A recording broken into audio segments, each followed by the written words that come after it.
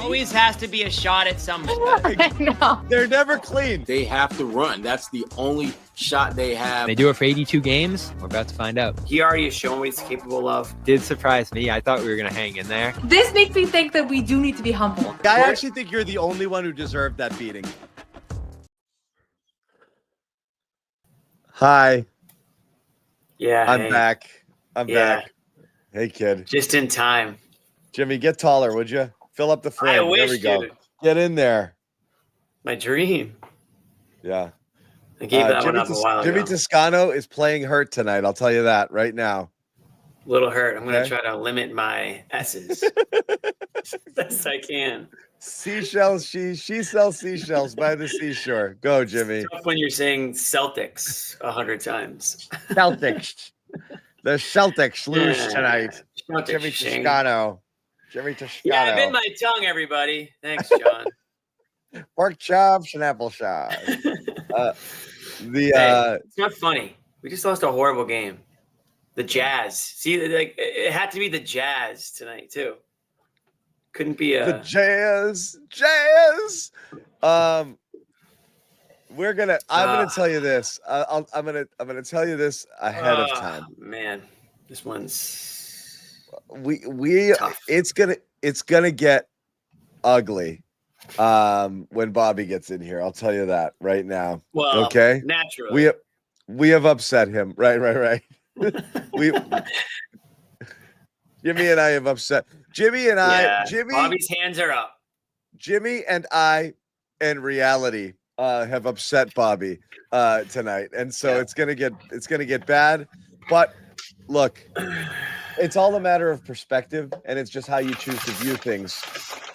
Me and John, we're glass half empty guys. So it's less the glass half empty and more the let's just allow ourselves to be pleasantly surprised as opposed to build expectations. That's more my philosophy, which is it's reasonable to think that they're going to struggle this year. And it's reasonable to think that there's going to be losses like this where you want to kill yourself if you have expectations. If you have none, this season's going to be a lot easier. And what I do think has happened is expectations have been built a little bit beyond maybe where they should be with this team. I think you should be more wait and see, and maybe we'll be surprised, as opposed to declaring they're bad, then declaring they're good, then declaring they're bad again. We can't. Maybe they're not that bad after all. Maybe they actually can hang in there. The reasonable perspective, and Joe Mazzulla is going to tell us more, is that it's going to be a struggle. Let's hear from Joe, and then we'll get into this. Muted. Joe, they had 54 points in the paint. What was at the root of that success, especially in the third quarter when they had 20? Yeah. I mean, that's the tell is that our first half was great, and I think the third quarter they got the best of us and they played harder than us. So it was a combination of just transition, offensive rebounds, and then some of their dribble drive stuff, not being able to defend without fouling. So you have to be able to put a full game together. The first half was good. Third quarter cost us, and when it's a close game like that, it's anybody's game. And were you given an explanation towards the end there where Jalen got tripped and there was a no call? No, it was not. Yeah, that was weird. I didn't like that. So, I think you guys are that was a bad call. 3-point percentage now this year. Bobby, no. Anything you're seeing there? No, Bobby. Shots? Are you getting the kind of quality looks from outside that you would like? Yeah, I mean, I think most of them have been. It's a tough shooting night for sure, but we have to be able to knock down shots. And the impact of screening. You have a lot of new bigs this year. Al, like Kristaps, those kind of guys were doing a lot. And screening talk. Where are your bigs at in terms of freeing guys, getting the advantages you want? Like, where would you say they're at with that? I mean, they're always going to have to be where they are and then getting better. So, I mean, it's just there are reads that you have to make constantly throughout the game. So if there's 50 in a game, you want to get your read percentage up to over 90%, and they're continuing to get better at. But it's just something that you have to work on every day, but it changes throughout the entire game. So they have an understanding of what those reads are. It's just continuing to work on those, to make those during the game. Joe, you mentioned third quarter came out. You said they just played harder than you guys. Was there anything specific that went into that? Was it just, they picked up their own pace and intensity and stuff, and you guys did? I definitely think they picked up their pace. I think we had some. I thought our offense put pressure on our defense to where we just had too many empty possessions offensively, and they were able to score. And whether it was and ones or offensive rebounds or, a little bit of, like I said, some of our defensive miscues of corner threes. So I think just kind of, getting so many empty possessions offensively just put too much pressure on our D, and we didn't hold the fort down. What do you think went into those empty offensive possessions? Was it just, Mostly it was misses of relatively decent shots, mostly. I mean, I think we had a couple turnovers or anything, but most of the time it was just misses. Yeah. Joe, in that last stretch with the comeback, it seemed like that's the defense at its best with all the deflections. Is that kind of like what you're envisioning? If obviously you can't do that the entire game, but is that? Well, I would say the first quarter too. I mean, they had the first half in general. I mean, they had 10 turnovers in the first half. I thought we played a really disciplined game plan. And so I think it was, you're looking at the first half and you're looking at the fourth quarter comeback as kind of what the identity is of what we need to be for, as close to 48 minutes as possible. So yeah, I think it was a combination of the first half and that stretch as well. And then you said the third quarter they played harder. You haven't really said that, I don't think, after any game this season. Is that the first time you felt that way this season, that there's been a stretch like that where you guys have been outplayed? Yeah, I think so. Yeah. I mean, they got the best of us. I mean, they just played better. They played harder and better than we did during that quarter. Joe, everybody makes a run. We all know that. But this team has had now a tendency to give up these monster quarters. What's the key to limiting these runs to smaller portions and then recovering? Yeah, I mean, it's transition defense and keeping them off the free throw line. Got into the bonus early. When you get into the bonus early, it's tough to bounce back from that. So it's transition defense, it's offensive rebounds, and it's defending without fouling. And you talked about the offense puts pressure on the defense. Do you see, because this has been a prolonged slump, do you see guys kind of reacting now to the misses to a point where they're not getting back? You talked the other game about, hey, we missed, but we sprinted back. Yeah. Is that going away a little bit? No, I mean, we just did it the other day. I think it's just something that you have to do every day, just regardless of, the past result of that possession. You have to just move on to the next one. So I don't think it was anything mental. I think it was more just you can't go that long without scoring when you're playing against a good offensive team and a team that executes well. So I don't think it wasn't impacting us from that standpoint. It was just you have to be able to when you get open shots like that, you got to be able to make them, and you can't have as many empty possessions like that. You guys have a pretty inexperienced team, especially compared to the last few years. How do you get everybody up to speed and kind of knowing all the little details? It felt like some of those hurt you tonight. Yeah, the little things, whether it's fouls, whether it's personnel leaving those open. You just have to hold them to a standard, and I think it's a process of it. I think it's just a combination of your film study, your shoot-arounds. I mean, our guys do a good job of wanting to learn and study that, and now it's getting the reps of executing those in real time. And you're never going to be perfect in them, but we've gotten better at those, and tonight we just weren't great at it. So you have to make just like everything else, you have to make the commitment to be able to do that every night. And then it seems like you've been pretty honest with your team that the margin for error isn't the same as it was before. Is this kind of an example of that for your team? What do you take from this and kind of? Yeah, I mean, I think so. When you're in a close game like that and you have the possessions that you have to win of executing defensively or executing the game plan or executing the personnel coverages, those possessions where you don't do that, those hurt you. So yeah, it's a perfect example of that. Joe, they rebounded you 46-22 after the first quarter. What's happening? Like, I know they had 3 7-footers out there at times, but is that want to? Is that drive? Is that just technique? Like, why are you guys getting pounded on the boards like this? Yeah, again, like we're never going to be top 5, but we have to be better. And I think it's just it's a combination of, again, there's ones that we have to get. And then we have to be able to compensate in other areas to be better at that, whether it's our shot making, whether it's our turnovers, whether it's our offensive rebounds, whether it's us not turning over. We're doing a good job on not turning it over in there. So we just have to fight to be better in that. And with the threes, I know it's a part of the offense, Joe, but are guys looking at those as more now as home run balls? Guys are putting their heads down when they miss their Peyton is, like guys are wondering why they're missing. Yeah. And that's got to be a level of frustration which maybe affects the defensive side. Like, is this kind of thing spreading a little bit? Like, why are the threes kind of just affecting everything?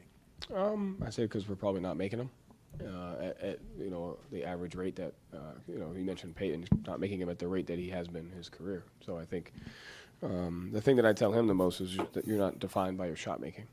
I mean, you're defined by doing so many other Kind things. of are. Kind of is. You don't need to be defined by that, and you're a much better player than just shot making. So as long as you can just focus on those things, and focus on the process of that, the other stuff will come around. On that note, Jalen went 0 for 9 from the three-point line tonight. Oh, my God. With 36 points, was getting to the line a ton. Are there any particular aspects of his game in a game like tonight that you would want to see the rest of the team emulate, even when he's got so many of those misses? Yeah, I mean, I think I thought he played really well today. He was gave us a shot. I think to me, it's a combination of like what he did tonight, playing at his best, and how we played in the first half as a team, and how we played in the comeback of the middle of the fourth quarter as a team. I think it's a combination of those things. We all have a job to do different things. He gave us a shot from that perspective, but we obviously all have to be better. Me, the guys, we have to be more like we were in the first half and that run in the fourth quarter. Thank you. Humble, somber Joe Mazzulla press conference here. No, not snappy, not angry. Kind of just. This is what it is. This is what it is. This is what Bill was like in the down years too. Less defiant, less combative, because you can't be that when you're bad. And so you got to kind of eat it a little bit because you're on the wrong side of failure here. And it doesn't look great. We welcome in Sherrod Blakely. And yeah, I mean, look, when it gets down to it, Gary, I know, asked a lot of those 3-point questions, and it is what it is. But, Joe's right. Like, Peyton Pritchard, there's no reason those are going to continue to not go down, right? Derrick White's in a bit of a slump too. You expect that to kind of go back up a little bit. So I don't think like they're going to be bad. They're going to be league worst bad forever. But it is a fact that you used to have shooters all over the floor, and you could find open shooters and create your 2-on-1s and always find, a guy. If somebody had to help off of someone, you were always able to kick to a shooter, and you're just playing too many lineups that don't have those guys. So those guys have to kind of create a lot of their own shots now, as opposed to be the beneficiaries of, just the way that this offense would run. Keep swing it till you find the open guy, and everybody was capable of hitting it. And that's more conducive to shooting at a higher percentage. Now you've got the guys who shoot threes. They have to kind of create their own, or drive and kick, and you just don't have those guys as much on this team that are able to do that. And the guys you're kicking to aren't as good. You're going to kick to Minott in the corner. It's going to go the way it's going to go. So there's fewer shooters. They're going to shoot more poorly. It's a team with holes without answers. And the only way that it works is they play hard, right? The whole way through. And what Joe said there, and Noah's question, is this the first time you can remember getting outworked? It's the first time I can remember it. They definitely had the wind taken out of their sails a little bit by Houston, and just how dominant that was late in that game. Things got out of hand a little bit, and they were never really in that one to stay with. But this was probably one of the few, like, the other teams outworking you quarters of the season. And that's the recipe for these guys.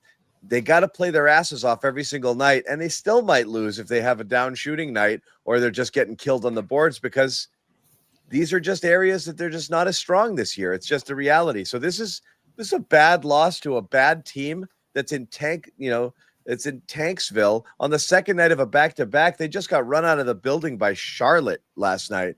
They come in here and beat you. It's a bad loss. No other way to put it. It's a bad loss. Stop, Sherrod. What's up, fellas? No, it's a bad loss, not only because of the team you play, but really, I mean, just for that particular circumstance, the fact that this is a back-to-back. You absolutely should have been the harder working team, and that just did not happen. And that's something that we haven't said about them this season, and the numbers back it up. And even as much as they were outworked from pretty much from the beginning to the end there, it took them having one of the worst 3-point shooting nights they've had all season. Jaylen Brown getting tripped at the very end, and Utah absolutely clobbering them on the glass. And even at that point, it's like the Celtics basically were 1 or 2 defensive stops away from pulling away this win. And the reality is, they have little to no margin for error. They have to be, the only thing that they can control is their ability to outwork the opponent. And when that fails, they're failed. They're not going to beat teams by simply outplaying them because they're just not good enough. As you pointed out, John, they had the ability to have 2 or 3 guys have rough shooting nights because you usually had 2 or 3 other guys who could make shots. But now they don't have that type of balance. They don't have that type of elite perimeter shooting or guys that can make things happen at either end of the floor, for that matter. I thought, the offensive rebound that Nurkic got where Keita is on one arm and the ball is being laid up, right there at the basket, that was just symbolic of how this game was played. Utah made all the plays that you got to make to win games, and the Celtics did not, period. Symbolic of how the game was played. Also, a little symbolic of how the team is built, Sherrod. I mean, the Celtics lose basically on getting out-bodied down low, and Utah was very big. 3 7-footers they had out there? But regardless, completely outworked on the glass tonight. I think they were outworked just up and down the court. They go into an early lead. What was it, 10-0 and then 14-2? And got to give Utah credit. Keontae George, unbelievable performance. For They couldn't guard him all night. No, he was getting to the line. He was scoring from all over, and he was outworking everybody. And now I give Jaylen Brown credit for kind of trying to will the team back to, victory in a close. They got close, right? As the shots were just not falling, they had no choice but to attack the rim. So I was glad to at least see that happen a little bit. But man, you go 11 for 51 from 3.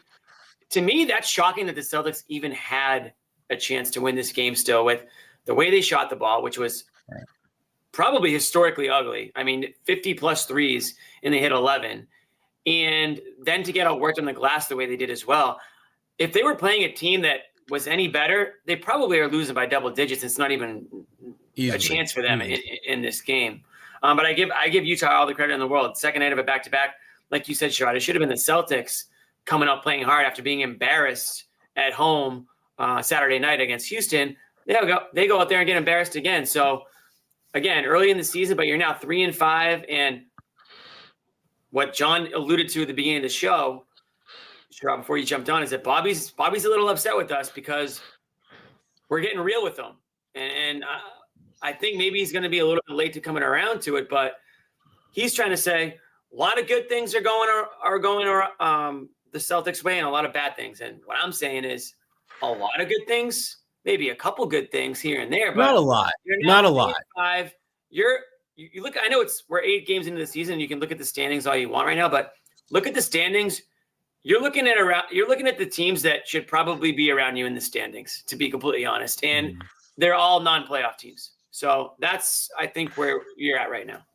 And again, it's early, and you can count the things that are going well. It is right early. Now. Jaylen Brown, the alpha hat suits him well right now. He was in full takeover mode tonight.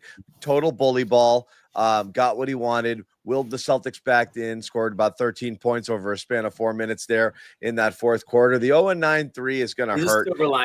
But that's a little bit of regression to the mean. He's not a 48% three-point shooter, but if he's got that number back up into 37-38, he's still not dunking. I'm not going to get into that because he was good, but he's still not. He had a couple opportunities where he would absolutely just hammer a dunk, and he's not doing it yet. But again, you're going to assume that's coming. I hope. He's just playing smarter. He's still shooting. He's shooting the lights out. He's getting terrific separation. He's able to move. He's able to get that mid-range off. He's able to get to the basket. He's using his physicality. He was in beast mode tonight. So Jaylen is you're happy with almost, with most of what you're getting there. Also, he had the Tommy Point play of the night, hitting the deck on that loose ball there. Right. You don't see stars doing that every single night. He wanted this one. He wanted to win. He played his ass off down the stretch. What else is going well? Yeah, a little bit of a Josh Minott revelation for a couple of games, but I think he might have turned into a pumpkin these last 2, which is kind of what you're going to get here. Nemish Keita is not a total bust as your 1C, but he's not a world beater, but he's been competitive. He's been competitive, and the overall compete level has been extremely high for this team for most of the season. I don't know what else we're saying is good right now. Like Well, on John, the if you check the They good still can't box. shoot. yeah, that's what I'm saying. They're shooting horribly. They can't rebound. Defense is questionable. They're They're not getting to the fouling the line. crap. They're fouling the crap out of opponents. The turnover rate is high, but they're doing that because they know that they can't defend straight up, and they're trying to cause chaos and get those turnovers. But it's also killing them on the glass, and it's not translating to second chance to transition buckets. So not a lot good right now. And again, we got someone else coming to the podium. We'll hear from them now. Might be Derrick White. Speaking of not good. Yeah, another struggle. Whoops. Yeah, he's probably the poster child for struggles right now. Sad, Derrick. Hate to see it. This is sad, Derrick. I don't like this Derrick White. Yeah. Like good with my energy, even though I'm not shooting well, but I thought I was shitty today, honestly. So and I think I'm a big reason why they got back in that game. Do you find that it's starting to weigh on anything else, any other aspects of the game? I mean, it's tough, especially when you feel like you're getting good looks. I think for a lot of us, feel like we're getting good looks, and then you keep missing them. It's frustrating, but Sounds like a yes to me. Just keep going. Derrick, you guys held them to 36 points in the first half. They put up 38 in the third quarter. What did you see that changed there? I mean, just bad. I don't know exactly what happened, but bad communication, bad rotations. They kind of did whatever they wanted that quarter, and I feel like that's been kind of like the whole year. There's always been that one quarter that seems to get us. You mentioned that being kind of a recurring issue with the one quarter. Is there anything that you guys can do to particularly fix that, or? You just got to figure out a way to play for 48 minutes. Simple. I mean, it's not simple, but like that's what we have to do.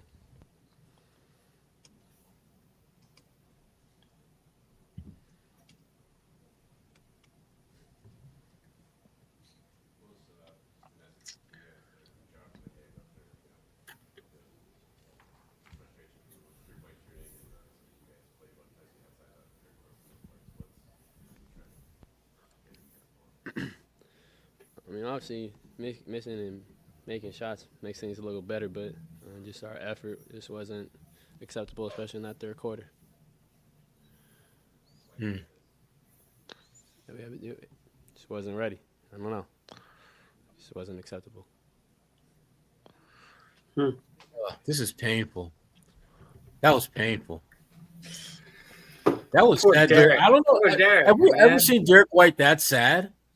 God, that hurt me. That hurt. I don't even want to. I don't even want to criticize him. Yeah, I feel well. Not that I ever do. Here's the thing, though. A lot of the stuff that Derrick White talked about was spot on. He's not playing well. As a team, they're playing not good basketball, and this is a team that has a very small margin for not good basketball. So that's a problem. It's a big problem. And the fact that Derrick, when he was asked about whether it's starting to spill elsewhere, he gave the yes without saying yes response. Talking about it's tough, man. It's tough, which is that it's basketball code without throwing anyone under the bus. Yeah, it's tough that we're not able to just play harder for longer. My concern with that is that we've seen Derrick White like at the highest of highs and the lowest of lows, and just fell lower. When he's high, he's one of the most fun players to watch in the league. When he's low, man, he needs to figure out a way to get himself like out of like the mental, whatever's going on. Because remember when he kind of got traded to Boston, he kind of struggled at first, and I think he admitted that it was tough for him. And then at that point, and then he had a really tough stretch. Was it last year where he said, basketball wasn't really even that fun for him, and he was struggling at that point. He had to get himself out of that one. So he's got to figure out a way to get himself out of this season starting slump here, because it's been pretty tough from the get-go. And I don't know if it has to do with a different role, if it has to do with maybe higher expectations, whether he put them on himself or whether other people have. I don't know if it has to do with the players around him or what, but you really hope that he can get himself back to where he needs to be, because Jaylen Brown can be all NBA, but if he's not getting any help anywhere else, it's not going to matter. And tonight, you got a little bit from Pritchard to start the game. Pritchard looked like he was getting into a little bit of a zone there, and one of Pritchard's better games of the year, but that tailed off in the second half. And so he ended up with just a Jaylen Brown game. And I don't care who you're playing, Jazz, whoever, it's just not enough in this league anymore. You got to have a couple heads to the snake here, if that's the saying. Yeah, I'm still not. Yeah, no, that's exactly the saying. I'm still. Joe Mazzulla said it beforehand, and I know it's coach speak. Like, you know, he doesn't think Derrick's playing poorly. He just thinks he's missing shots. I tend to agree. I think we look at that, but the problem is, like, he on this team, he's being relied upon to be the number 2 scorer. And again, among my concerns, and I keep reiterating them, it's not victory laps. It just is what it is. Everyone's like, oh, Derrick and Pritchard will be fine. And my concern with why they might not be, as I said at the beginning of the year, is Jaylen Brown's the only one used to this. Like, Derrick White does everything well. He's smart. He makes the right reads. He plays defense. He's gritty. Mm-hmm. He's a good team defender. He's a good floor general. He just does every basketball thing well. But on this team, he's being asked to be the number 2 offensive option behind Jaylen Brown. And that's just never been his bag. You know, Jaylen Brown going from the number 2 because I have to be, because Tatum shoots a lot and we're going to share the ball, to number 1. He's got that in his DNA. Yeah, give me the ball. I'll be the guy. That's not a leap.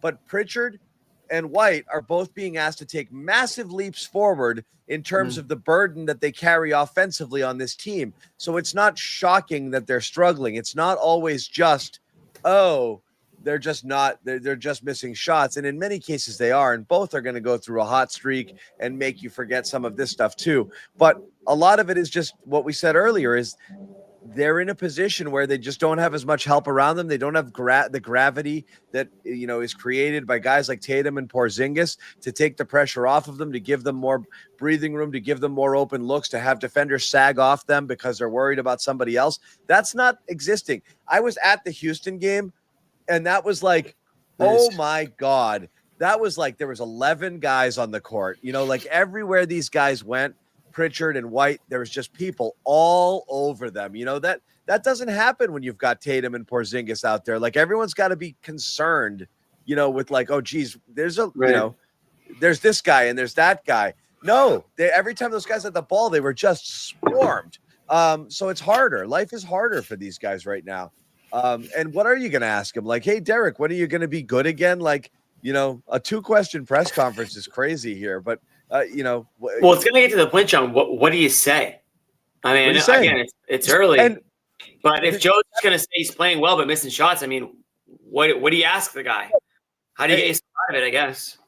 And again, so going back to the thing we said, Jimmy, because I think this is important. Like, at the beginning, you know, we're talking about like the reality, and we're having tough time, like having conversations with like the Bobbies of the world and this and that, who are kind of like looking at things through, you know, a little bit of a, you know, I'm not going to say, you know, like green glasses, but just differently, where they're like, well, they look at the positive and say, maybe we can spring forward and this will turn out positive. And we're looking at it a little bit differently here.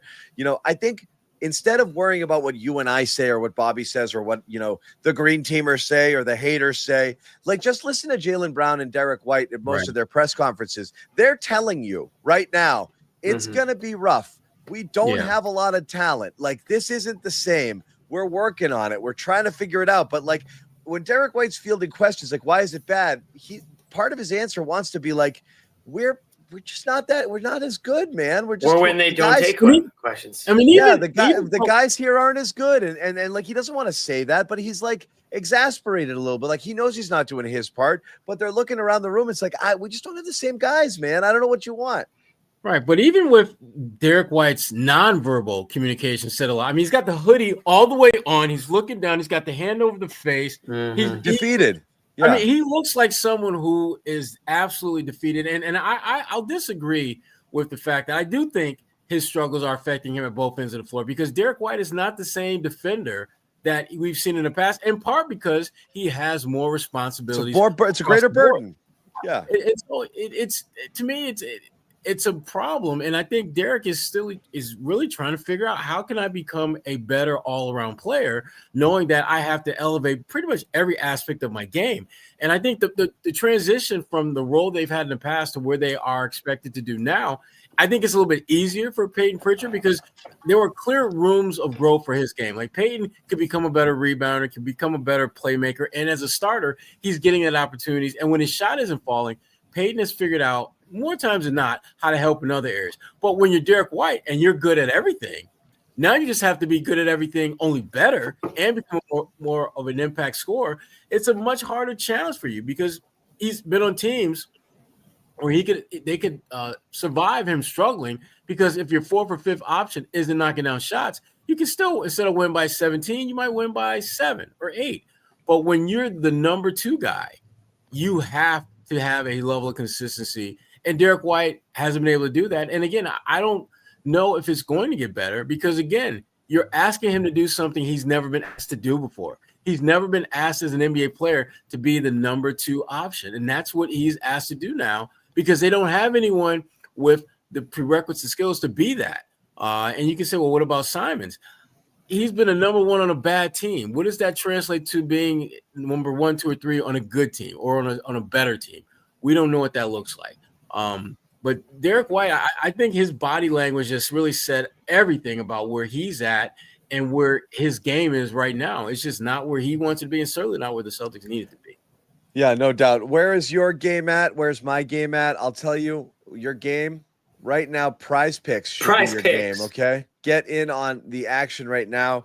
Quick pause for the cause. Tell you about our sponsor here at the Garden Report. And yeah, you know what I'm talking about. Cue the B-roll. All right, I'll do it. Damn it, Bailey. No, it's fine. This episode, as all episodes, are brought to you by PrizePicks. Jimmy, we make decisions every day. PrizePicks, we do. Being right gets you paid. It's that simple. Number 1 daily fantasy sports app in all of North America. Don't miss the excitement this season, or really any season, any sport that you follow. PrizePicks is there for you. It's simple to play, more or less on 2 to 6 player stat projections. Yeah. You get the picks right, you could cash in up to 2,000 times your cash. Very, very simple. You can cross sports if you want. You can, do it all from one game. That's how I like to do it, particularly with football. You stack them. I don't like to look around, and you see the thing on the thing, you see it on the screen. Code CLNS. That's all you have to do. You download the app, code CLNS, get 50 in your lineups when you play $5. Once again, download the app, code CLNS. You get 50 in your lineups as soon as you play 5. It is that easy and a lot of fun. As we said, a lot of action. You have injury guarantees if you lose a player. That's not going to hurt you. You also have, what's it called?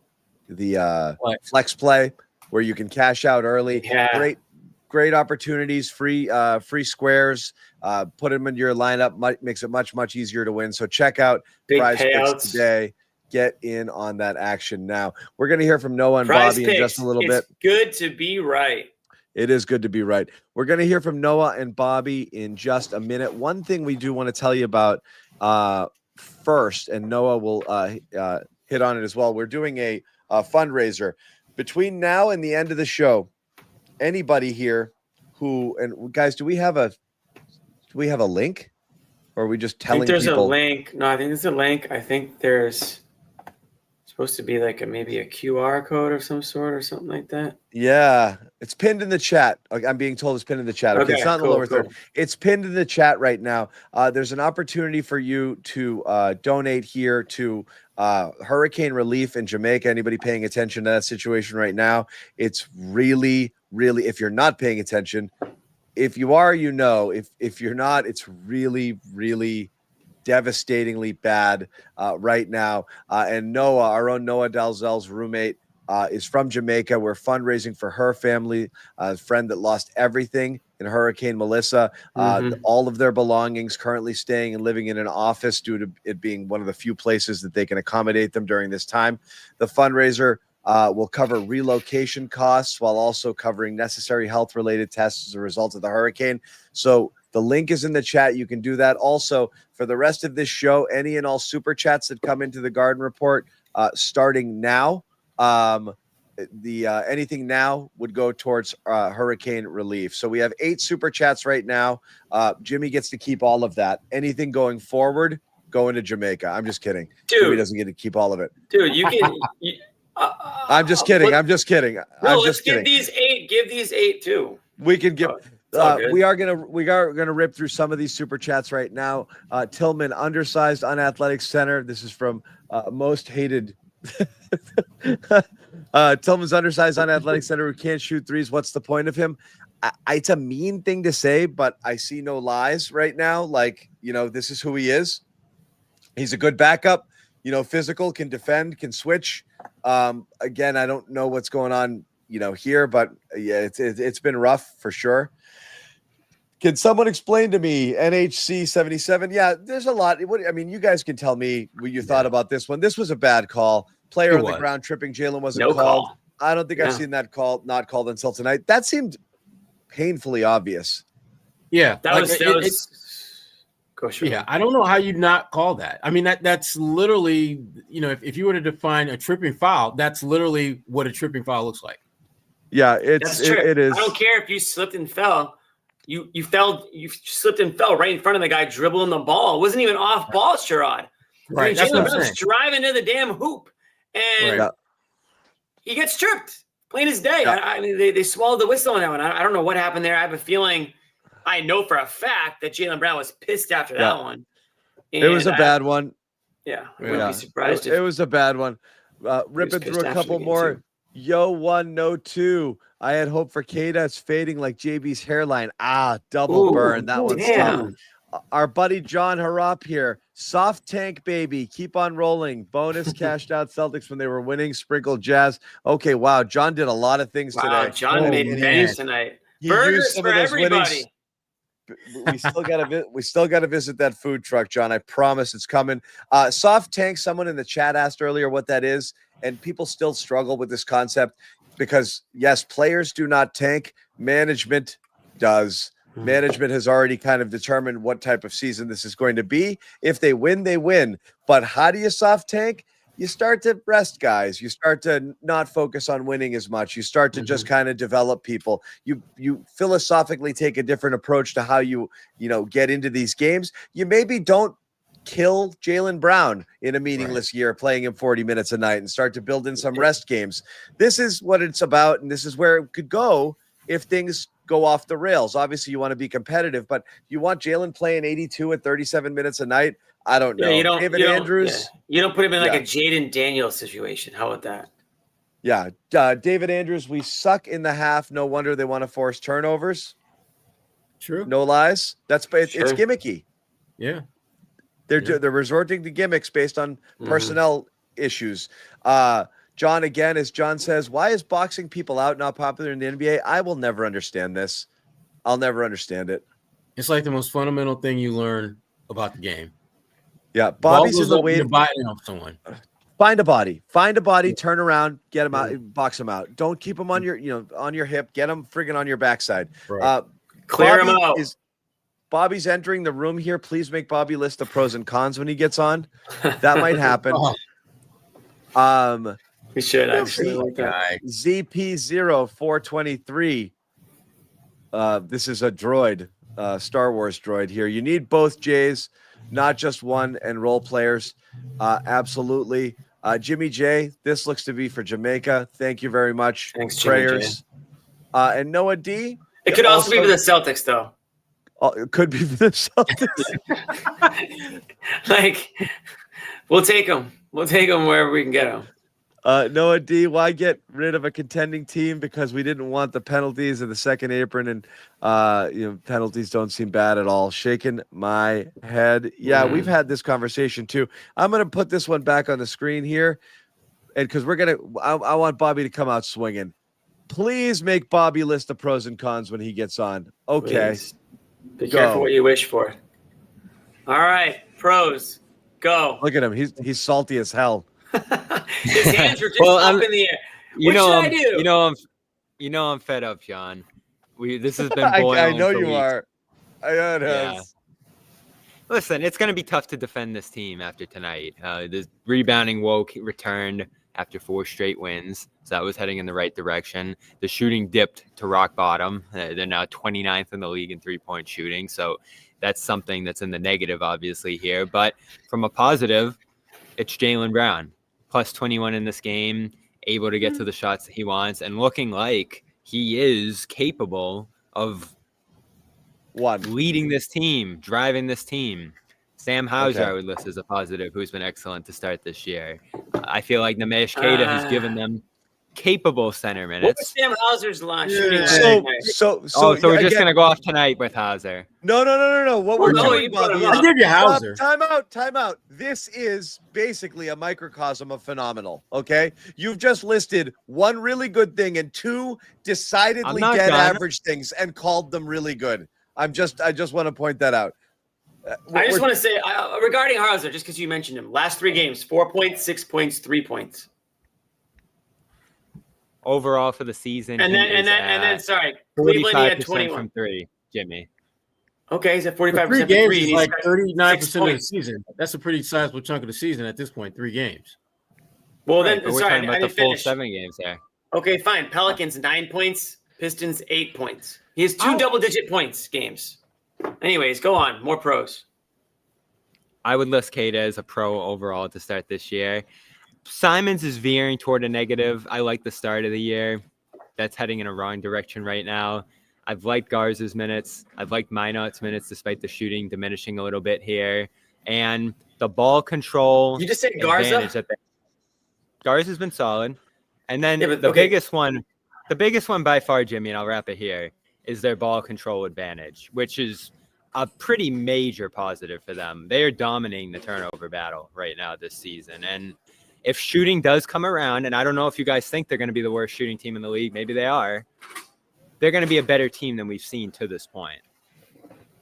You look what you did. Sherrod doesn't like it. Look what you did to Sherrod, man. Your pros are down here. I get it now. He left? Your pros are down here, Bobby. My pros are up here. In order for it to be a pro, my barometer is up here. Yours is down here because Garza doesn't make my list of pros. Sorry. So that's well, we are problem, grading Bobby, this team on a scale, right? No, Well, we're not. We're not. It is good is we are not, because on a scale, that means you're talking about a bad team that we recognize as bad and saying they're doing okay considering how bad they are. We're not. We're looking at it objectively and saying. And actually, he's not either. Don't let him switch it up. Yeah. He's not either. Now he's trying to change the narrative here, Bobby. You are not scaling that. Your pros are not based on a scale. You had this as a playoff team. You had this as a team that can compete, so on and so forth. And now they still might. To the They Jazz, still might. And now it's on a scale. Yeah. Right. And I'll say this, Bobby, they have lost. the biggest pro, Bobby, the biggest pro that you're missing is none of those guys are actually pros in the sense of like either might be slightly better than expected, and Josh Minott would be in that category too to start the season, and then he tapered. The best thing going for them is buy-in and energy, and then Jaylen Brown being able to kind of play in that alpha role. But everything else has been inconsistent. Yeah, I was trying to name bad. specifics though. Yeah, I mean, there's like a generally good vibe around this team. There is the buy-in, as you now, mentioned there. but And if the you effort go- level. Was there a I good was just vibe going to say, tonight? Don, the effort level dipped tonight. And I think Joe acknowledges much. That's the this first is the first time. time this year that's happened. And you can't. My big thing coming into tonight, you start off with the pros. So that's where I started. My big thing coming into tonight is, and a big reason I thought that they'd be able to exceed expectations this year, John, is they could beat up on the Utahs of the world. They could take advantage of the Brooklyns of the world. Are they separating themselves from this team? That was my question coming into tonight. They're going to play the Wizards on Wednesday. Are you going to beat the Wizards and Jazzes of the world by 15, 20 points? There were times where it looked like they were capable of that tonight, but they didn't string it together. And we saw tonight. Yes, and we saw once again, this is the biggest conversation we've had this year. The margin for error is too slim. couple bad minutes, a bench unit that can't string together points, a bad shooting night. There are any number of things that could sink you against anybody. So tonight's lesson is every single game is going to be hard for this team this year. There might be some easy games where, opponents are demoralized, like the Cleveland game, or, you just catch a team on a bad scheduling. And again, Utah was in a bad scheduling stretch here on a back-to-back. This is a rough one because I thought you'd be able to take advantage of these teams pretty handily. You, on paper, are much better than this Utah team, but they came out and outplayed you, hit you where you were weak, found ways to come back from down double digits, outcoached you in many ways. This is tough because the schedule has been difficult. They've had a tough scheduling, like in terms of amount of games to the past week here. So you chalked up that Houston loss to 5 games in 7 nights. Joe's big thing before this game was you can give them grace for this loss against Houston just because of the scheduling and all that. But how do you respond to it? And this was not a great response here. Yeah. And I guess, that's the thing, Bobby, we were saying in the beginning, and again, I don't want to overreact to any win or any loss because, again, I think, each of us feel the way that we feel, and we need to see it for a lot longer to see what's going to work, what was fool's gold, what might be found money, all of that stuff. I don't know. I don't actually know. So we will, see what happens here. But, the Houston thing was a reality check just in terms of like, holy crap, that's a really good team. The Utah, this is what we talked about is you're not good enough to walk into a really bad team and you lost. You're not good enough to walk into any arena. I said this at the beginning and we in a lot of our text chats, you're not good enough to walk into any arena and beat a team just because you are who you are. You have to play hard, which, again, the effort, as you said, and, you gotta, you have to, you can't shoot 11 for 51 from 3, like there's just the margin for error is really, really, really, the 3 thing is starting to piss me off a little bit. It is. And Gary got into that. I want to get your thoughts on it when we get, we get Noah on and hear your thoughts on that. And I'm curious why, because I actually don't know how else they're going to score if they don't shoot them. But before we do that, I want to tell you guys about our pals over at Omaha Steaks. And yeah, we're still running this promotion, so I want you guys to get in on the action. If you're interested, anybody who likes steak or wants to get some for yourself or for a gift, go ahead and check it out. Omaha Steaks right now is running a site-wide sale, 50% off sale with an extra 20% off on select items. In addition to that, an extra $35 off when you use the code Patriots at checkout. And it's not just steaks, it's burgers, it's chicken, potatoes, desserts, all sorts of things. And you see it right there, 50% off site-wide. You go check it out. It's an early Black Friday sale. You can get a terrific product sent to your door. And again, use that code Patriots at checkout for an extra $35 off. You can send it to yourself right now, or you can have it sent to someone as a gift. This is a great gift for the holidays. It allows for the holiday shipping. It'll arrive about 10 days prior to the holidays. So again, that's an option. You can go order it now, take advantage of that sale, have it sent off as a gift and check it out. I've already ordered 2 boxes myself. One of them I ate the other night. There's a lot of them. I ordered 8 steaks and then a roast as well coming around Christmas. I can't eat them every night, but delicious. Check it out. 100% certified tender. Check it out right now. Getting back into the game itself, and Bobby said the threes bothered him. So, Bobby, tell me why that is, and we're going to welcome Noah in as well. It's not the threes. It's not the threes that bother me. It's Joe's unwillingness to address it. Like, you want to be a three-point shooting team. You want to put up 50 a game. You want to be that kind of team. Great. I have no problem with it. And I've defended him because I think it keeps their turnover rate down. I think they have the shooters to play that kind of style. It's a common criticism of this team that I just don't think stacks up a lot of the time. But you can't start a season through, 7 games in now or whatever. It's not a huge sample, but you can't start a season like this and have a game like this tonight and not acknowledge the role that variance, that style, that the downsides of committing to the 3 that much have. They shot nearly 60% of their attempts from three tonight. They're not going to the free throw line because they shoot the fewest shots in the league at the rim. They've, throughout his tenure, gone to the extreme of three-point volume, playing that game, and not having other valves offensively to lean to when you go ice cold. It's the reason they lost to the Knicks. And so to get mad when you even utter the word three, to not address like their shooting quality through these games. I know they're missing some open threes here, but there just has to be some accountability for some of the offensive lapses that they've had, leaning too much into the three. And you might be right, John. It might be the only way that they can survive. And I'm almost certain that's how Joe feels about this right now. Yeah. But it frustrates me when you shoot 51 threes, have this kind of night, and you can't even acknowledge that you didn't get the best quality looks in this game. Because if you're not getting them, if they're too soon into the shot clock, you're rushing them, whatever it might be, you're not able to create any separation, so you're putting them up against five coverage. It's rough. Let's work in Noah. Noah, what are your top takeaways from tonight? My top takeaways is that I might not do a positive takeaways episode after this game. Whoa, rest in peace to the positive takeaways. I might have to take a night off because, to be honest with you, I think there were multiple issues. I mean, the rebounding that we talked about being a massive problem earlier in this season has returned in dramatic fashion. I thought that it was very emblematic of this whole team struggles that they lost on a putback that was relatively uncontested. I mean, that was as easy as a putback as you'll get by Nurkic. So that is one fundamental problem that I think is challenging. The other thing is that Joe Mazzulla will pretty much never call out effort. Maybe he's done it in his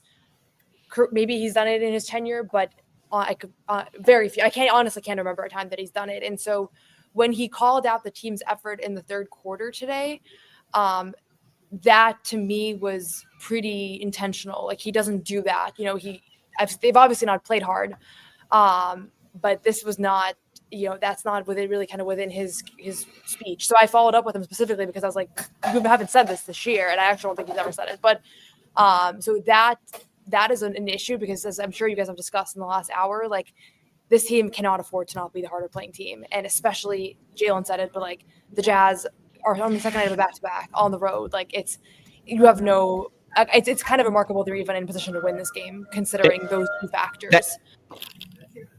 Sorry, so Bobby. I'm not, honestly, like, it's less the threes for me. Like, I think that, I know we can talk about the threes all day, but those two things are what's front of mind, at least on the first watch. Like, I'll rewatch this game and it'll probably marinate a little bit, but that's kind of what stood out. Yeah. And that no call doubt. sucked, but that's did. But that's not the point. But that was an absurd call. Right. So I just want to point out, and Bobby's going to jump in here because he's got a retort. This game broke Derrick White and it broke Noah. And it's hard to do. Break me. I don't feel that different. These are sad things for me to see. Okay, even though John, I think you like it. No, I don't. I don't. I don't always want to be right. Okay, it happens. It just happens. I don't want to be. I'm not changing my view of this team through the 82 games. I'm just talking about this night's game, just to be clear. After game 81, maybe you'll change it. But yeah, go ahead, Bobby. Okay. I'll say two things, Noah, because I don't know how you felt, but I did expect a slow start to this year, given the new personnel, all the reasons you could list off here. It is difficult to lose a handful of games at this point that you probably should have won if we're going to project this team to exceed expectations. They've been pretty healthy so far. The schedule's been tough, but they've had moments like this one where you get an advantage on a team, against the back-to-back. So they could have a much better second half of the year, a more consistent second half of the year, but this doesn't impact your thought that they're going to exceed expectations here at 3-5 start? Not particularly. Maybe I wouldn't pick 45 if I was redoing it at this point, but I wouldn't pick way off that. Wait, Bobby, pick a lane. Which one? Wait. To me, Wait a second. He's Before swerving. Noah came on, we were saying You that can't to have a him. balanced view. Wait, no, you can. You can't switch views. Like before, Jimmy and I were hammering away on the text thread like 30 minutes ago. You're like, I still think there's a lot of good. There's a lot of positive. I've said there's a lot of good. There's a lot of bad. Okay. That boils down to Bobby, you had them. 500. You had them winning 45 games, right? Yeah, I had them exceeding expectations this year, maybe pushing up to 6 in the East. Of the three people here who had them better than 500, I will say that Noah had them with the fewest amount of wins in our bold predictions. Woo! Just between Sherrod, Bobby, and Noah. Just so that is. And Jimmy was the lowest at 35. I came in at 38, I believe. What's shocking? I don't want to be me right so here, far- but It just happens, right, Jimmy? It just happens. What's must shocking be to my me so 6th far, or 7th cents. I felt like this offense was going to be really good, given some of the personnel that they had coming back. That's been the struggle so Going to be far. really good? Really good? Yeah, I thought they'd be excellent with the amount of shooting they have, some depth at different positions. Simon's coming in, but that's where they've struggled. Defensively, they've been good. Let me ask you guys a question here. So again, I hate having to qualify everything. Let's just go straight up with it. Josh Minott, did he turn into a pumpkin tonight? Is the dream dead? I'm not going to say, but look, we know why Josh Minott was valuable here. They needed him desperately in that front court to aid both defensively and with the rebounding. It was a good move. It probably led to a couple of wins there. It was a jolt that they needed, but now you've seen them kind of go away from him because the offensive deficiencies are becoming so glaring that it becomes a problem. And this is a concern, which is you have some players that can do one thing, but not the other thing. And which one are you going to, you got to pick your poison each night.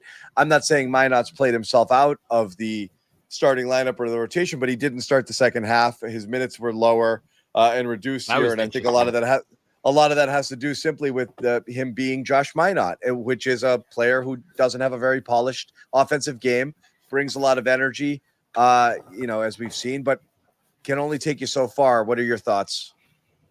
That energy that he brings, it can't just be him running up and down the court all game long. It has to actually have an impact on the actual game being played. And I think the last couple of games, it hasn't been that. I mean, he's done the things that Josh Minott typically does, but it hasn't been game-changing or high impact.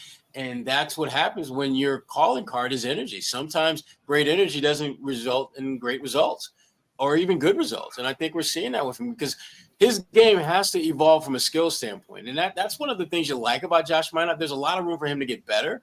But between that point and where he's at now, you're going to have nights like this where the energy is going to be good. I mean, he was +6 when he was on the floor, but he really didn't do a whole lot as far as significantly impacting the game, which is what we saw early on in the first, week or so of the season. So, yeah, I think Joe Mazzulla is going to do what Joe is going to have to do all season long, and that is keep trying to find guys who not just play with great energy, but guys that can make a great impact on the team in terms of winning games or at least competing. And that was the disappointing part about this game. They just didn't have anyone, Josh Minott included, who was giving the kind of effort that allowed this team to compete. Because it's inexcusable that you lose to a team like Utah who's coming on a back-to-back. And granted, they were 11 for 51 from three-point range, but energy and great effort will get you some of those missed shots for twos and get you second and third shot opportunities, or you'll create more turnovers. It'll do something that can give you an opportunity to win a game that you really should have won. And the bad call against Jaylen Brown, yes, it was part of the narrative of why they lost, but it by no means was the only reason or the main reason why they lost. They simply didn't work hard. And seeing sad Derrick White was maybe the saddest thing I've seen in a long time. I mean, the hoodie on, just rubbing the head, just doing all the things like I could be anywhere in the world but here, and I'll be glad to be there. It's sad.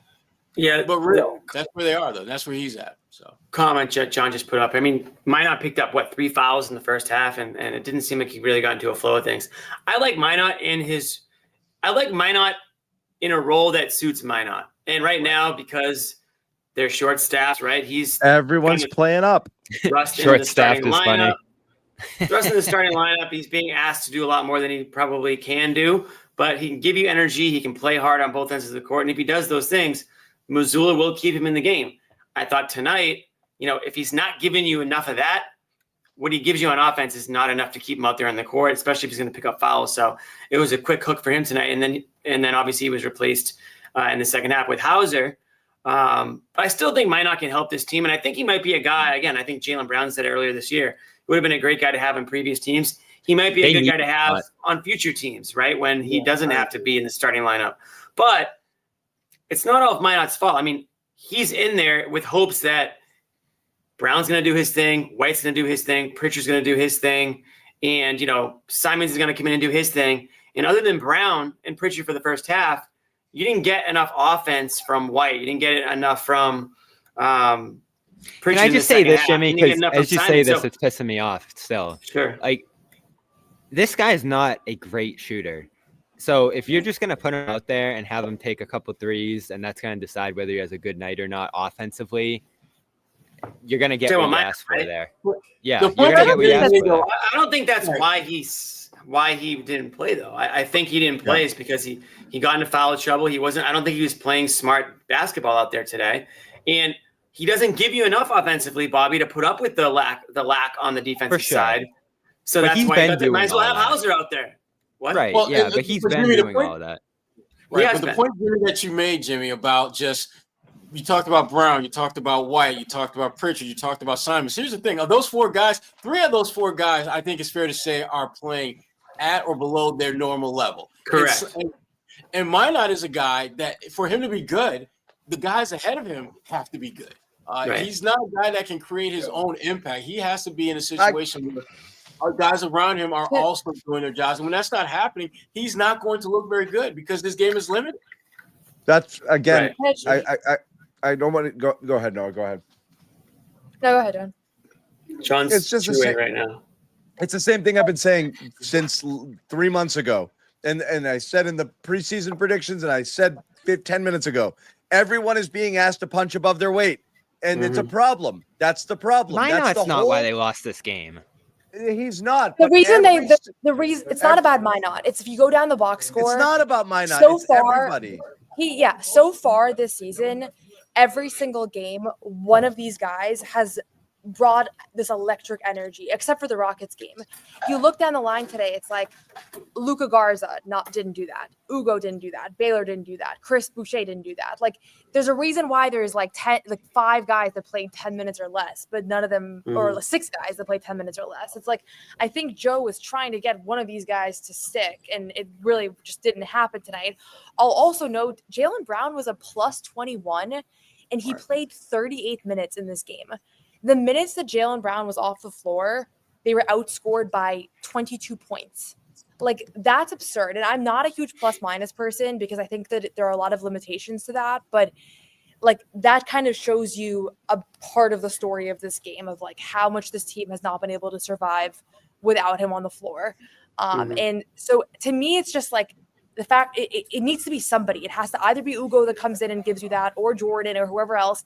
And when it's nobody, you have what you saw tonight. And that's like my initial thought on what we saw in this game, especially in that second half where there was really like a very flat energy that I do think was not representative of how the season has gone whatsoever. Yeah, and that's why I don't. The energy is one thing, but I just want to go back to it, Noah. Like, but you're going to get inconsistent play oftentimes from just lots of players on the team because that's who they are. It is a you are what you are scenario. Effort is one thing. The other is you can play with effort and just simply, these guys are just going to be who they're going to be. And this is what I've been saying from the get-go. It's always going to be a challenge because every single player, with the exception of Jaylen Brown, is being asked to do things they've never really done before. And they're being asked to punch above their weight all the way through the lineup, and that includes a lot of the starters. Derrick White now having to be a secondary scoring option. Peyton Pritchard moving into the starting lineup and being your number 3 scoring option. Neemish Queta starting center after going for a couple minutes a game, whether it's Minott or Hauser starting. All of these guys are being asked to kind of carry a much larger burden than they're used to. So sometimes you're going to look at it and be like, well, if this just happened or the shots just fell or such and such.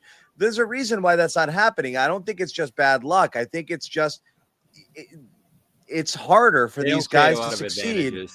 It's harder for these guys to succeed in their roles without all of the talented players they had around them that made their jobs a little bit easier. This is going to continue to be a problem all season long.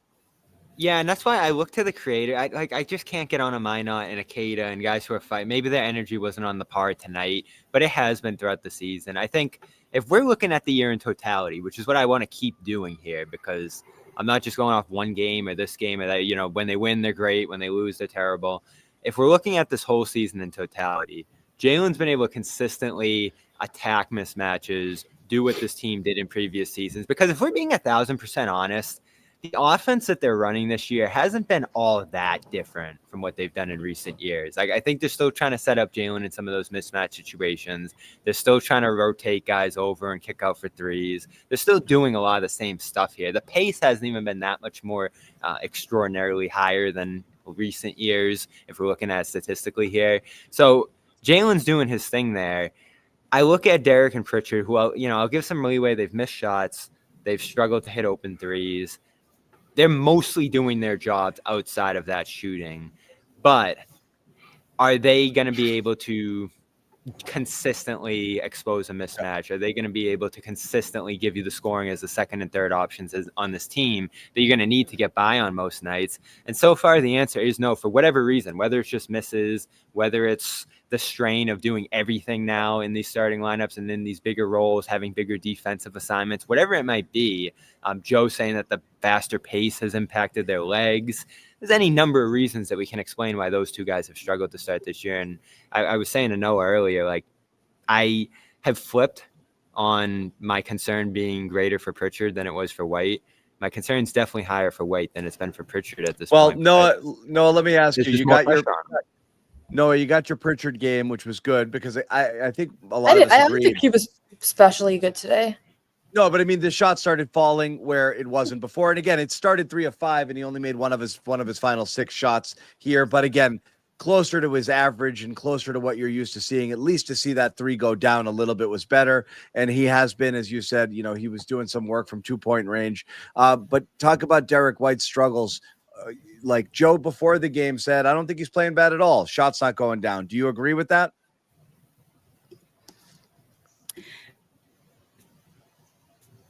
I think he looks like he's really in his head. And I don't know that, like, I think what Joe's point is when he's talking about that is that it's not like he's missing shots and now he's not playing hard on defense, which obviously is a phenomenon that happens quite a bit in the NBA where offense, and we've seen it on this Celtics, the Celtics run under Mazzulla plenty of times where, it seems like there was a direct impact there. I don't know that I've seen Derrick like not playing as hard, but he doesn't look like himself offensively at all. And I felt this way for a couple of weeks now, or last couple of games here, that Payton seems like he's just missing clean looks. I don't feel like Derrick is getting the same looks that he used to get. And he's also, I'm not saying he's taking bad shots. Like I would have to like really go through and look at every single shot to say that, but sometimes they're quick releases. Sometimes they're not within a good flow. And it's hard because that's kind of his game too. Like Derrick takes some crazy threes, but he's not feeling it right now. And so some of these shots, like, I don't know if he shouldn't take them or if it's because he's taking it because he doesn't think they can get a better look later, which is a problem. But I don't like what's happening with him offensively right now. It doesn't feel like he's just missing clean looks. And I do feel like that's what's been happening with Pritchard. And that's not me putting that doesn't mean that Pritchard's fine and Derrick sucks. Like, it's not that at all. It's just he might have lost more in this carryover from last year to this year than Payton did as far as, and Payton has been very adamant too. Like, he was very adamant today, but he has been really, every time we've spoken to him, that he really likes the shots that he's getting. And I think his struggles have been more pronounced because people are so considering like who should he be starting or coming off the bench, where he's been honestly fine, like relative to most people's expectations, I would say. I don't think Payton should be worried because he is literally getting the same shots that he got last year. Right. Yeah. But is Derrick for sure not though? Like, it feels Derrick like he's not. Derrick's not. Yeah, that's the thing. Like he doesn't look comfortable on offense, and he's made it work here and there. Like, he had a couple of games where like down the stretch he started attacking the basket and like kind of just accepted the fact that the 3 was not dropping, but he's not getting like a ton of clean threes, I don't think. So like, it just that's what happens when you, as John pointed out, that's what happens when you move up the pecking order. you're not going to get the same looks because the role that teams have you in terms of the scouting report is very different. But that's now. the thing is how much of it is him having to create more and pull up more as opposed to That's catch and exactly shoot, what you it know? is. So And that's across the board where I said this at the top of the show, guys, just to recap. When everyone's, like I said, everyone's being asked to punch above their weight, part of it is before there's a lot of catch and shoot opportunities because of the gravity of all the players around you. And now you have to create more of your looks. Right. And I cited the Houston That's game exactly what the issue is where with it was impossible for Derrick White and Peyton Pritchard to get space because they were getting swarmed by super athletic, larger defenders. And you could see how hard they were working and how almost impossible it was to be able to get free and into a position where they could get the type of looks that they're accustomed to getting. So, go when ahead, you don't Bobby. have Sorry. Al Horford I didn't mean for to steal Drew, your thunder, for but Drew, this is what happens. This is what happens when you don't have guys all over the floor that teams have to be worried about can do things. So, yeah, and I think that's the perfect way to put it is that he has to create everything. Like if you're looking at the percentage of his shots that are unassisted versus assisted now, it's a pretty drastic difference from over last year. There were some possessions in this game where you just saw him going one-on-one, trying to find space, trying to just dribble his way into a shot. And so you see it right on the film how difficult it is for him right now. And unlike Pritchard, who I feel like has generated a good amount of open shots to this point, the defense is keying in on Derrick. And, Will Hardy said it before the game. I don't know if he meant like we're keying in on him more and it's not going under the radar, but he says this just isn't a guy who is going under the radar anymore necessarily. So I think he's definitely higher up on team scouting reports. I looked at the Jazz scouting report in their locker room because sometimes it's just sitting there on the whiteboard and, it's pocket threes for White, pocket threes for Pritchard. Like they're just trying to take away those threes. And if you look at White right now, he has the second most 3-point attempts in the league. And I don't feel like a lot of them have been great quality necessarily here.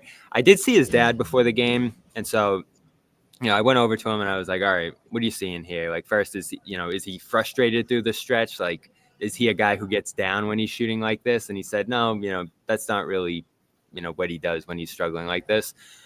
But he does see him really struggling with the screeners. Like these centers, these guys that they have right now in the pick and roll with him just aren't generating the same amount of space that the Horfords, that the Coronets, that the Porzingises of the world did in the past. So that's a product of your personnel. I don't feel like they've had a prolific pick and roll game this year. You're not seeing like him and Keita, setting up for alley-oop plays. You're not seeing Garza roll the rim for a lot of looks out there.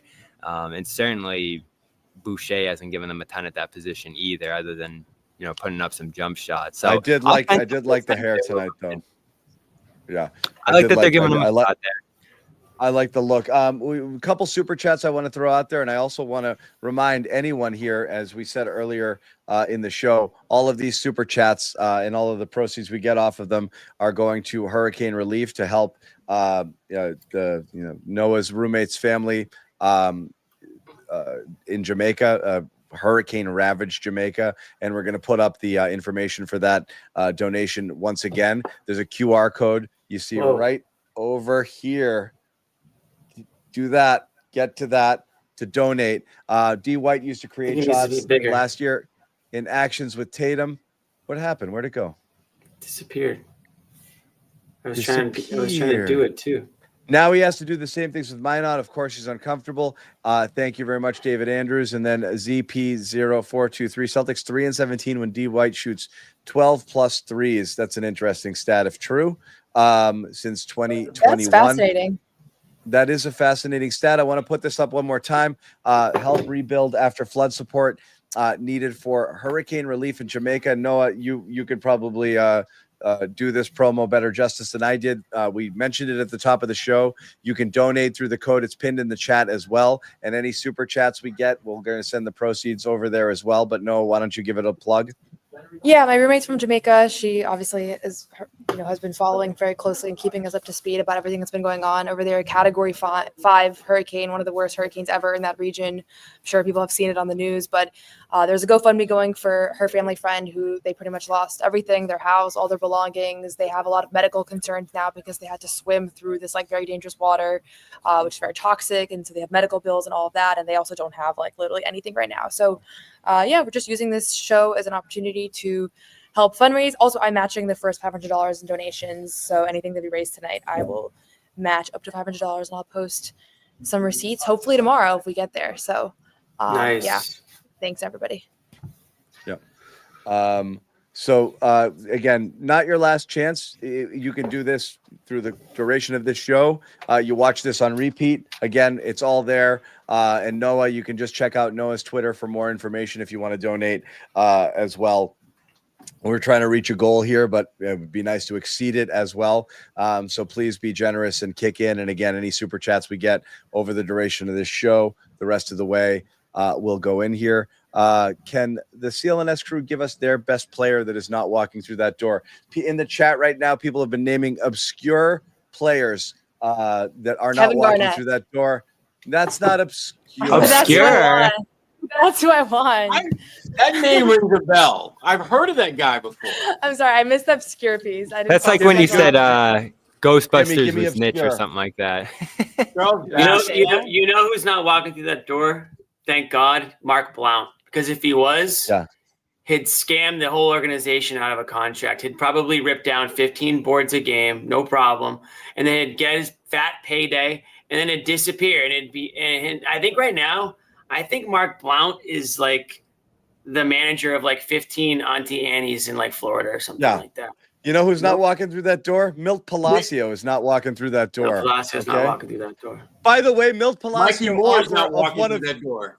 Mikey Milt Palacio, Moore. author of one of the greatest, most improbable probability flips ever in a game when he stole With a that pass with the Celtics three-quarter down 2 at pass, half at half court and falling out of bounds, hit a 3-pointer to win a game. But That was Stojko unreal. Brankovic is also not Kevin walking Gelly. through that door. Yeah. Oh, And nice. Kevin Gelly is Big not. donation AC here for Earl. the fun. AC Earl is not walking through that door. We need centers. I mean, obscure. Kedrick Brown isn't walking through that door either. Hey guys, we got to put this one up here. Big super chat He's- here. He's definitely not walking through that door. Sherrod. Monster super chat. We're sending this directly to Noah's friend from Gregory Leclerc. $199.99. Oh my A gosh, big one I saw here. 19. No, Damn. 200 Okay, Greg. Very, very nice, Greg. Very Thank nice. you very much. That's very nice of you. And thank you to everybody. Even, it doesn't have to be that big a number, but it certainly is nice. Everybody who's donated tonight, we do thank you every little bit. Vitaly is Potapenko appreciated. isn't walking through that door either. No, he's definitely not. No. He's definitely not. Andrew DeClerc isn't walking through that door. We need centers. Dino Rush is not walking through that Dino, door. you are Eric good. Montross is not walking through that door. Oh, someone said Dino just at the same time as I did. Yeah, Eddie Pinkney not walking through that door. No? If you want pigs, no, he's not. Damn, that's too bad. Tony Batti's not walking through that door either. No, Chris Humphreys not walking through that door. No, Chris Humphries isn't walking through any doors. Don't say Montrose. Yeah. Leon Vin Baker Baker. Anyway, the door. He's a like- little he's Vin around Baker. here. This season would be great for Vin Baker. $2 for Eric Williams. Send it to Hurricane Relief. Yes, absolutely. Eric Williams isn't walking through that door either. Gomez. Guys, we'll give you 5 minutes here. Give us a super chat and an obscure Celtic. Go. Yeah. Here we go. And Joe you're getting Gilliam, up there. Celtics Taco. Media is not walking through that door. Sending $10 to Hurricane Relief. Thank God. No, they're not walking through the door, but they're getting the floor mopped with them. They're Though. We getting know their that. doors blown off. They're getting their doors blown off as we speak. We play with good energy, though. I got the number for Yeah. you here, John. And I'll give Oh, credit good. to Justin Turpin, who pointed this out to me earlier. Percentage of field goals assisted for Derrick White this season. Last year on 2-pointers, well, it doesn't really matter, 46 to 42 in terms of percentage assisted. But the 3-pointer, 81% of his threes last year were assisted. To start this year, just 65. So that has dropped Okay. drastically. He's creating everything himself effectively here. Yeah. Interesting. All right, where do we go from here, guys? What's the next game? Wizards. Ugh, There you Better go. win that one. From bad to Boy, worse. you guys do not want to be on this show. You guys do not want to watch if they lose that one. I'm going to be Yeah. on the show Wednesday night for sure. I might fall ill if they lose that game. Right towards the buzzer. John, there is one. Can I hijack the production for a second or no? Yeah, sure. Why not? There's Go one ahead, thing I Jimmy. want to. We haven't played this yet this year, but I think it's time. Oh no, we're Oh, doing that no. one. Off I don't 2 know. games. I don't know which one is it. Jimmy, stop it. Get it off the screen, Jimmy. Damn it. Jimmy. Is there a better one? Oh yeah, there is a better one. Damn, I forgot about that one. No, I'm not panicked. I'm sticking with 38 Whoa, wins. John, your mic.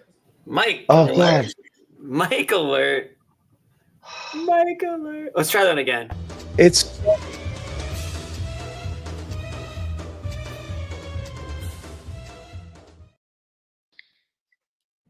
How about now?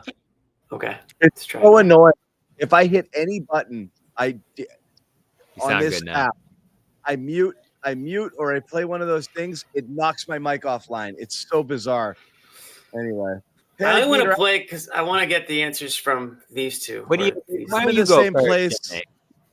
Jimmy and I are in the same place. We're exactly where we were. Yeah. Red. Literally nothing's changed. What about you guys? We're not No. panicked. This is happening. This is what's supposed to happen. Yeah, But I think this is what happens when you do the things they've done in the offseason and you play the way they do. You knew it was going to be an up and down type season. So there's nothing they've done that surprises me at this point. They are who, as you know, the Super Chat said earlier, they are who they are. I'm mildly concerned about the offense and some of the woes guys are going through, but I'm in like the yellow, like the one right above green there. I'm just not in panic mode yet because, again, I think they figured out quite a bit at this stage of the season. We're 2 weeks in. The schedule's been pretty tough. This is the first loss this year that's really made me feel terrible. And so I'm not going to jump off the cliff because of one game. Can I ask you a question? Not just panic meter. What made you feel worse, this loss or Houston? Because like you can chalk up This Houston one to for just. sure. For sure, this one. Really, I think Houston, and I'll tell you I'm why. with you, John. Actually, I like that. This take. is like, okay, this sucked. You played bad. You shot horribly. You had one bad quarter against a crap team and you lost. But like, you're not that much better than them. And like that showed happens. you. That happens. Houston showed you what a massive gulf there is between good and you. Like massive gulf. Massive. I don't feel that way. But John, let me ask you this. That's how I felt. Did you need to see that? Yeah. But John, What's did that? you need to see that to know that there was the massive goal? No, because look, you just beat Cleveland by playing harder than them, and again, they were a little shorthanded as well. Right. But the Houston was this was coaches versus media. You know, like this is a bad one. Like this, they don't have a chance here. Like it was a bad. And like Houston didn't even have a great start to the season. I think you're more. I think if you're the Celtics, personally, you're more demoralized after Houston than you are after tonight. Tonight, you chalk it up to it wasn't our night. We had a bad one. Houston is like, Jesus, man, we're not. Houston's we're like, wow, not good. okay, that's a good team. Okay, yeah, that's how I felt. So I'm not as down about this one. I want to know how where about Noah's this at. one. I want to know where last Noah's at on the conversation. panic meter, though. Oh yeah, where are you on the panic meter? And then I had one more topic.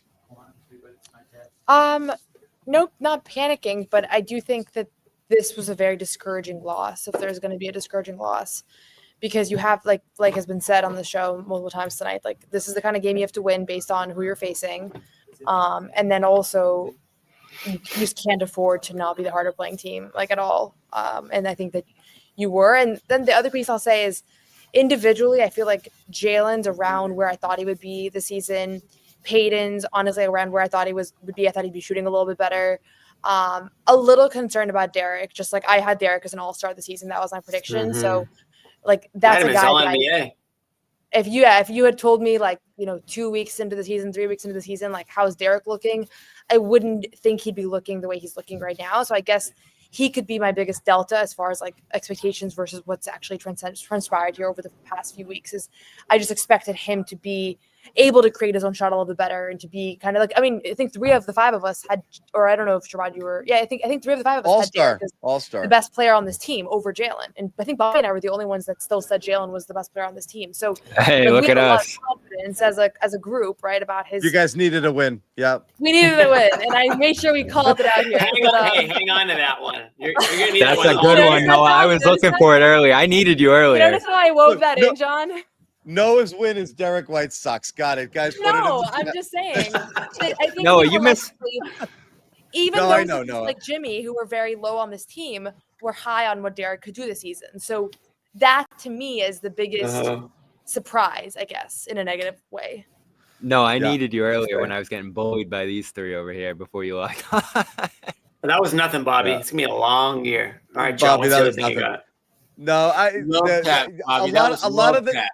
a lot of the chat was having the Filipowski versus Baylor Shireman conversation. I thought about today. going there, John. Yeah.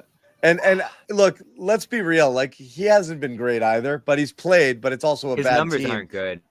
His numbers aren't great, but he did some good things tonight. I am a little not disappointed.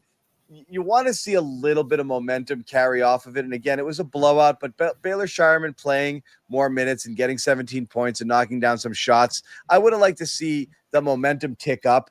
And then he goes in and he throws a behind the back pass and Joe just yanks him out of the game immediately. And I was like, I'm like, come on, man. And that being said, he threw him back in when he did that almost wholesale change where he changed out 4 of the 5 guys a couple of minutes later. So it wasn't like a long trip to the doghouse, but like, why is Joe doing that? That's what I wanted to ask.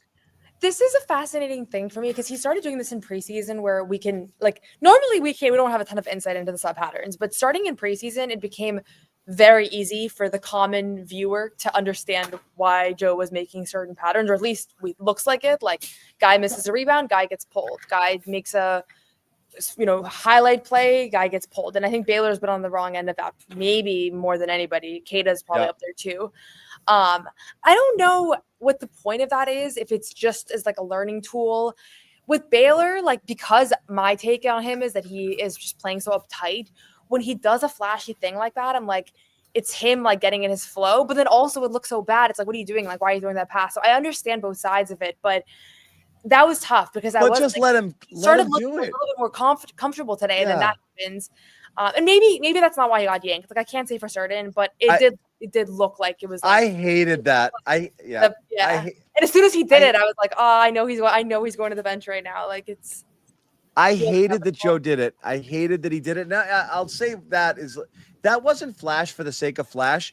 I actually think at that moment, I think that he thought that was the best basketball play. He caught it. He was kind of tripping out of bounds, and there was a player going, and that was the best way to get it there. He just didn't connect. I didn't think it was an unnecessary, I'm on a 2-on-1, and I'm going to throw this one behind the back just for a little style. I actually think he thought this is the way to get the ball to this guy, and he did it.